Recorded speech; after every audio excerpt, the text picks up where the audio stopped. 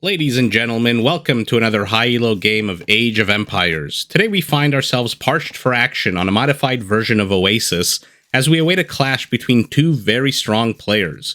In the blue, we have Miguel with an elo of 2521 playing as the Cumans, and in red we have TaToH playing the Mayans with an elo of 2519. So elos quite similar. I say a modified version of Oasis because in this version players start with 9 villagers instead of the usual 3, except for the Mayans, which I'll discuss in a second. They have an extra villager at the beginning of the game. Now, while the players search their surrounding areas for herdables, explore the region, and see exactly where they were spawned and how they can go up to feudal as fast as possible, let's take a look at their civilizations. The blue humans, basically a very versatile, all-round super fast civilization. Their archery rangers stables are cheaper, their palisade walls are stronger, their cavalry units get progressively faster as the game goes by. If you get up to Imperial, they do become 15% faster, and two of the best bonuses in the game, in my opinion, at least in 1v1 random, is they can build a second town center in feudal, and they can build a siege workshop for battering rams in feudal as well. Their unique unit is the Kipchak, very fast cavalry archer unit that fires multiple arrows. Only the first one does full damage, but nevertheless you get 2 or 3 extra arrows. And overall, like I said, a very versatile civilization. You have you can do a bunch of things, go down a bunch of avenues. You can boom in feudal, you can ward off tower rushes in feudal much easier with siege rams, you can attack with siege rams, or you can just outmaneuver your opponent with super fast cavalry mounted units. Opposing the Cumans in today's game, we have the Mayans, and as I said in the beginning, starting with 1 extra villager but 50 less food, their resources do last 15% longer, and their walls are 50% cheaper. So whether you want to call it a 2-for-1 or a BOGO, a buy one get one free, whatever Uber Eats lingo you want to use, their walls are 50% off. Their foot archers do get progressively cheaper, all the way up to 30% in Imperial, and their skirmishers can eventually throw a second javelin or projectile. Like the Kipchak, the second one is much weaker than the first, but always a good little bonus to have. And their best attribute, in my opinion, the Eagle Warrior. So this particular civilization, one of the bonuses that you can research is to add 40 HP to the Eagle Warrior. That makes it super beefy, on top of all the other stats, full upgrades for that Eagle Warrior, makes it a super tanky, super powerful unit to have in the late game. Their unique unit is also an archer unit. It's the Plumed Archer, very fast, tanky archer, amazing at killing infantry, basically exists to replace the cavalry archer for the Mayans. So, will be very interesting to see which direction both players take. In particular, I always like to watch the Cuman player, just to see, you know, are they going to boom, are they going to attack? Are they going to defend any kind of tower rush? So we'll see if TaToH sets the pace of the game or leaves it up to Miguel to sit back and let him kind of dictate where the game goes. As I said in the beginning of this video, this map is Oasis, and as I zoom out, it's very clear why it's called Oasis. Basically, a bunch of desert lands surrounding a huge amount of lumber, almost 400,000 wood, with an oasis in the middle. So no fish here. But eventually, you know, if the game does go into the 2-hour mark, players do sometimes fight on the water. It's fun to watch. Not very useful for anything really, but it is a cute little map. So let's get into the game. TaToH sending out the standard 3 militiamen to attack, harass, and otherwise annoy Miguel. Behind this, Miguel himself has sent his scout into TaToH's base. Let's see the player's vision at this point. We're almost 7.5 minutes into the game. So Miguel sees the outline of TaToH's base, didn't really scout at home to see his own surrounding area. Just immediately, once he got his herdables, his deer, or whatever these were, deer, immediately sent his scout over to see what he can do and harass and explore TaToH's base. TaToH, on the other hand, did the exact same thing, explored the immediate region of his base, and then sent a little raiding party over to Miguel. TaToH 20 seconds away from feudal, Miguel already in feudal. So let's see what he does with his feudal abilities. Will it be a second town center? Will it be a siege workshop? As I say that, I click the town center, which is already done. So there we go. Look at that. The ability to produce 2 villagers at the same time as TaToH can produce 1. Of course, this comes with a huge drawback. You know, this is 100 stone, 200 plus, almost 300 wood. So it does set you back a significant amount of resources, does slow you down significantly because these are not fast to build, these town centers. And so how many villagers did he have, quote unquote, idling while he was building it, not gathering resources? So it does set you back a little bit. As you can see, at least in the initial phase, TaToH is up 26 villagers to Miguel's 25, even though if they both continue producing villagers at the same rate, Miguel will be very much ahead. He's got 3 scouts in the back of TaToH's base, seeing what they can do. They catch a builder. Let's see if they can kill him. Nice. Great catch by Miguel to start the game. TaToH, though, the train has begun. He got a spearman leading the way for 4 villagers, another spearman in the back. It's like a train of wolves. You know, you see them in the National Geographic photos, just a line of wolves trekking through the wilderness. We'll see what this is for. Is he going to build production structures? Is he going to build towers?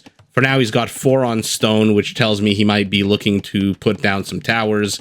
He's got his 3 men-at-arms spearmen already here scoping out exactly what's going on, and there's the tower location. So great location, kind of forward, kind of not, enough to completely, you know, push Miguel off this gold, with the exception of this 1-800 gold patch here at the tip. Let's see, TaToH's continuing to explore, or Miguel rather, continuing to explore his own base, the immediate area. We'll see how he responds. Responds with another tower. I mean, a siege workshop would have been nice, but honestly, TaToH just has so much army here. He's got 3 men-at-arms, 3 spears, and an archer. That would have destroyed any kind of siege ram unless Miguel was willing to go heavy into, you know, scout cavalry to defend the ram. But for now, tower on tower, violence occurring, TaToH walling off his base. He does not want to open himself up to any kind of counterattack here by Miguel. I like this little enclave that he's built for himself with 9 villagers gathering wood. And yeah, for now, a second tower going down, continuing to be annoying. Probably a third will go down because he's got 4 on stone with the requisite amount to build another tower. First tower goes down. Does he care too much? I don't really think so. And there's another tower here. Good location. I like I was going to say, I like when towers are built one next to, relatively close to the other, to kind of defend each other, you know, got each other's back. At the same time, TaToH's continuing to stream units across the map. He's up significantly in army supply, 13-4. That being said, if you take a look, what is it, 5-6 minutes after building the second town center, Miguel is already going up to 43 villagers to TaToH's 37. So he's about 20% ahead in villager count, which, you know, is expected. That being said, with these towers zoning out all of this usable land, where is he going to plop down his farms once these, you know, fruit bushes and, you know, run out? Okay, Miguel is planning to, you know, put his feet up and stay a while. It seems like he's building infrastructure here. We'll see if that's just to annoy Miguel or if that's actually for something. Miguel, in the meantime, doesn't seem too concerned going up, you know, horse collar. So he's, you know, building his economy. He does not really care that he's sitting on 2 military count, one of which is here in the middle doing nothing, relaxing, having a sabbatical while his hometown is under attack. I would recall that guy immediately, dress him down a bit, and then put him to action to fight at something. Another tower going down here. So TaToH, with his 3 villagers on stone, doesn't seem like he's going to relent with the tower pressure anytime soon. I'm really surprised not to see a siege workshop out of Miguel. Instead, he's going archer upgrades. Okay. We have a little sheep exodus with their little blue kerchiefs, adorable, heading out. This is a good catch here by Miguel. He's going to die, but he might take 1 or 2 archers. Takes 1 for sure. Nah. And now, unfortunately, we'll see what these villagers do. Oh. Big ol' U-turn here by Miguel. I mean, I don't think he really needs these 3 sheep at this stage of the game, but it's just funny that he's microing so well and in so much detail that he's protecting these sheep from these archers, reclaiming them. Miguel's base is on fire, being attacked in the north from towers, in the west from towers. Oh no. Now in the south from towers. Yeah, he's got to do something here or he's just going to very quickly get swamped, and TaToH's just going to constrain him like a boa constrictor, and just little by little by little. Wow, okay, so Miguel's got 7 on stone. He says, you know what, you're going tower, I'm not going to go siege, I'm not going to build rams even though I could. I'm instead just going to out-tower you. But unfortunately for him, these villagers completely undefended, these archers in a great location, a sheep here, kind of just, you know, observing what's going on, you know, as sheep do, not too sure what's about to happen to it. Action everywhere in Miguel's base. TaToH's base, peaceful, idyllic, workers not harassed, everyone's kind of chilling. Miguel's base is bonkers. There's action everywhere. Villagers, 21 idle villagers. So even though he's got 61 villagers, a third of them are doing nothing. Wow, fantastic catches here by Miguel. 2/3 of TaToH's army here just disappeared from archery fire. The benefit of... Oh, another archer goes down. The sheep wisely runs away. I don't know why I keep fixating on that one sheep. Has nothing to do with this game. That tower was here. Now it's here. And yeah, TaToH's doing a fantastic job of constraining Miguel. Where can Miguel go? I mean, he can expand up to this location, but this location is on the path of TaToH's military. So if he sends more, they'll go all the way around here to this area.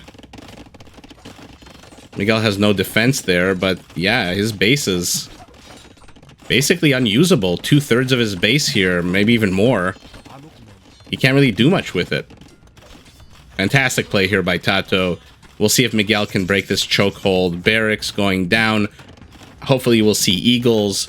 TaToH's up to castle, because of course he is. You know, when you leave a player with 2,500 elo unharassed for 21 minutes, he's going to reach castle before you, even though you've got the ability to produce villagers at twice the rate, and your villager count is 50% higher, he's still going to reach castle. That being said, not too far behind is Miguel. He's, what was it, about 2 minutes? So we'll see. TaToH for now, are these upgraded? No, they are still Eagle Scouts, so they are super weak, garbage at the moment. And let's see if he upgrades them to Eagle Warriors. Structures going down, crossbows. Not too sure what I feel about this, not too useful at this stage of the game. And here's, like I said, he's spamming his army to the north, so even if Miguel does expand to the one place he can, he's going to come under fire almost immediately. Towers everywhere. What did Miguel do here? Establish a little lumber colony. And yeah. Okay, now both players are in castle, so let's sit back, see what they decide to do. Squire's researched for TaToH, so he wants his eagles to be super fast, or at least his infantry to be super fast. Miguel building 3 knights out of these 2 stables that he managed to finish. Oh, TaToH needs to move.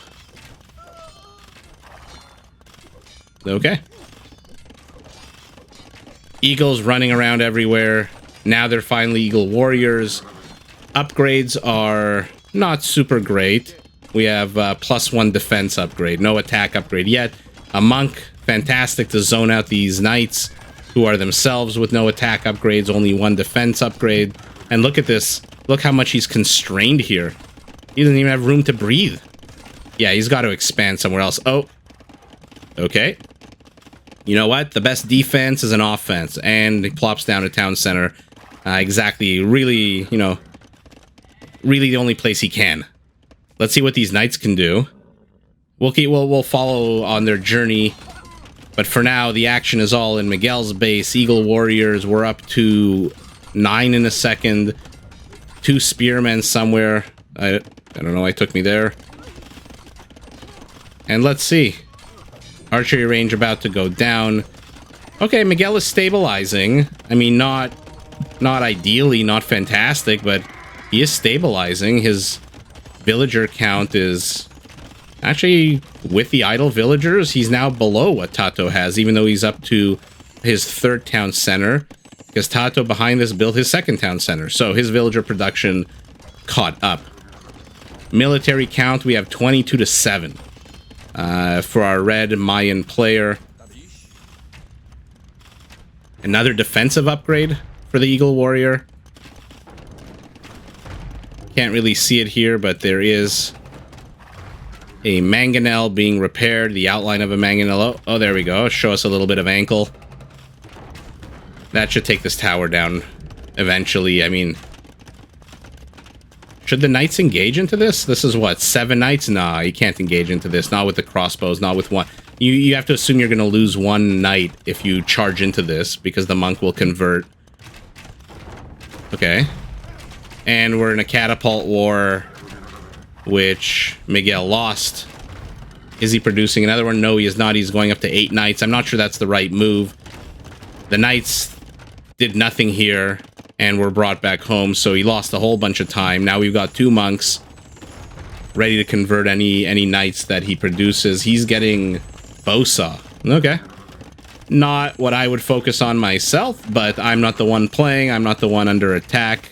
I can see everything, which he can't. 3rd town center going down for TaToH. So he's looking to boom behind this. He's got his infantry infrastructure set up nice here. 2 mangonels, 12 Eagle Warriors. Yeah, and these Eagle Warriors don't care about the towers. Look, they've got 5 Pierce armor. The tower attacks on a... What am I looking at here? A 6. So you do the math. These Eagle Warriors are going to tank. Once this market goes down, I think Miguel is in serious trouble. He needs that. Okay. Yeah, I was going to say he needs that market because he needs to be able, without actually mining resources, he needs to be able to balance, sell this, buy that. But yeah, I mean, a wise move here by Miguel. What's the point of schlepping out the attack? Look at the army count, 29-9. He doesn't know that the scores are roughly similar. TaToH is already going up to a 4th town center. Wow. Okay. But what does Miguel really have here? He's got 1 mangonel. Where is it? Being produced. So, oh no, not being produced. It's garrisoned inside the siege workshop. He should have gotten rams out much earlier. I think if he could have gotten rid of some of the pressure here in the back of his base, he could have mined this stone, this wood, and he could have expanded farms all over the place here. But TaToH did a fantastic job of zoning him out, constricting him, and that's kind of what you need to do with the Cumans, because you can't let them boom. Their units are super fast, and you just have to make sure they don't have room to maneuver. And that's exactly what TaToH did. So overall, fantastic game by these 2 players, both sitting at very similar villager count. But unfortunately for Miguel, TaToH just outmaneuvered him with the army. These eagles and 2 priests, 2 monks, were enough to keep his knights at bay. So he could have kept producing knights. He could have kept, expanding. But does he even have a source of stone anymore? Yeah, he does. So he could have plopped down a castle. But honestly, when you're outnumbered 3-1 military-wise, I mean, live to fight another day. Pick your battles.